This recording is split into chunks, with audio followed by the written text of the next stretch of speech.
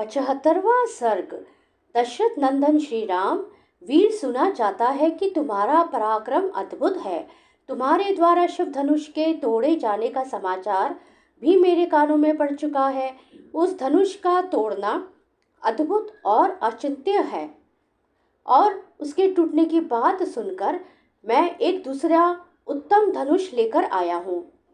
यह है वह जमदग्नि कुमार परशुराम का भयंकर और विशाल धनुष। तुम इसे खींचकर इसके ऊपर बाण चढ़ाओ और अपना बल दिखाओ। इस धनुष के चढ़ाने में भी तुम्हारा बल कैसा है, यह देखकर मैं तुम्हें ऐसा द्वंद्व युद्ध प्रदान करूंगा जो तुम्हारे पराक्रम के लिए स्मरणीय होगा। परशुराम जी का यह वचन सुनकर उस समय राजा दशरथ के मुख पर विषाद छा गया। वे दीन भाव से हाथ जोड़कर बोले, ब्राह्मण, आप स्वाध्याय और व्रत से शोभा पाने वाले भृगुवंशी ब्राह्मणों के कुल में उत्पन्न हुए हैं और स्वयं भी महातपस्वी और ब्रह्म ज्ञानी हैं। क्षत्रियों पर अपना रोष प्रकट करके अब शांत हो चुके हैं, इसलिए मेरे बालक पुत्रों को आप अभय दान देने की कृपा करें, क्योंकि आपने इंद्र के समीप प्रतिज्ञा करके शस्त्र का परित्याग कर दिया है। इस तरह आप धर्म में तत्पर हो कश्यप जी को पृथ्वी का दान करके वन में आकर महेंद्र पर्वत पर आश्रम बनाकर रहते हैं। महामुने, इस प्रकार शस्त्र त्याग की प्रतिज्ञा करके भी आप मेरा सर्वनाश करने के लिए कैसे आ गए? यदि कहें मेरा रोष तो केवल राम पर है, तो एकमात्र राम के मारे जाने पर ही हम सब लोग अपने जीवन का परित्याग कर देंगे। राजा दशरथ इस प्रकार कहते ही रह गए, परंतु प्रतापी परशुराम ने उनके उन वचनों की अवहेलना करके राम से ही बातचीत जारी रखी। वे बोले, रघुनंदन, ये दो धनुष सबसे श्रेष्ठ और दिव्य थे। सारा संसार इन्हें सम्मान की दृष्टि से देखता था। साक्षात विश्वकर्मा ने इन्हें बनाया था। ये बड़े प्रबल और दृढ़ थे। नरश्रेष्ठ, इनमें से एक को देवताओं ने त्रिपुरासुर से युद्ध करने के लिए भगवान शंकर को दे दिया था। कुकुस्त नंदन, जिससे त्रिपुर का नाश हुआ था, वह वही धनुष था जिसे तुमने तोड़ डाला। और दूसरा दुर्धर्ष धनुष यह है जो मेरे हाथ में है।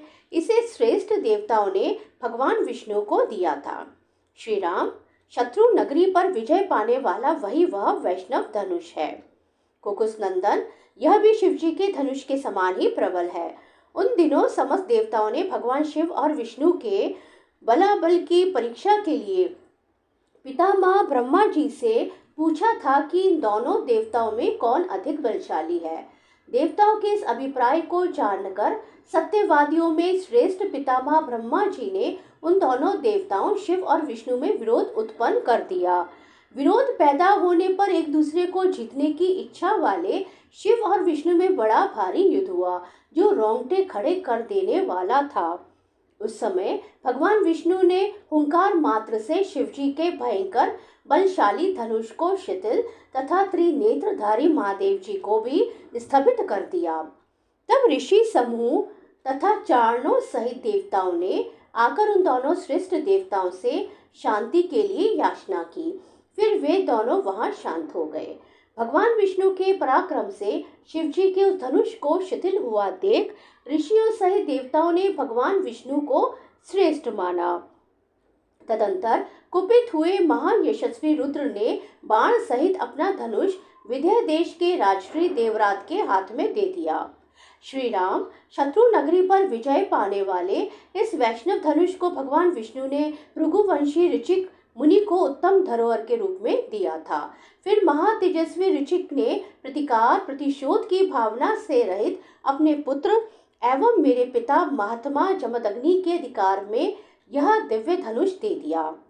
तपोबल से संपन्न मेरे पिता जमदग्नि अस्त्र शस्त्रों का परित्याग करके जब ध्यानास्थ होकर बैठे थे, उस समय प्राकृत बुद्धि का आश्रय लेने वाले कृतवीर्य कुमार अर्जुन ने उनको मार डाला। पिता के इस अत्यंत भयंकर वध का, जो उनके योग्य नहीं था, समाचार सुनकर मैंने रोष पूर्वक बारंबार उत्पन्न हुए क्षत्रियों का अनेक बार संहार किया। श्री राम, फिर सारी पृथ्वी पर अधिकार करके मैंने एक यज्ञ किया और उस यज्ञ के समाप्त होने पर पुण्यकर्मा महात्मा कश्यप को दक्षिणा रूप से यह सारी पृथ्वी दे डाली। पृथ्वी का दान करके मैं महेंद्र पर्वत पर रहने लगा और वहां तपस्या करके तपोबल से संपन्न हुआ। वहां से शिवजी के धनुष के तोड़े जाने का समाचार सुनकर मैं शीघ्रता पूर्वक यहाँ आया हूँ। श्री राम, इस प्रकार यह महान वैष्णव धनुष मेरे पिता पितामहों के अधिकार में रहता चला आया है। अब तुम क्षत्रिय धर्म को सामने रखकर यह उत्तम धनुष हाथ में लो और इस श्रेष्ठ धनुष पर एक ऐसा बाण चढ़ाओ जो शत्रु नगरी पर विजय पाने में समर्थ हो। यदि तुम ऐसा कर सके तो मैं तुम्हें द्वंद्व युद्ध का अवसर दूंगा। इस प्रकार श्री वाल्मीकि निर्मित आर्ष रामायण आदि काव्य के बाल कांड में 75वां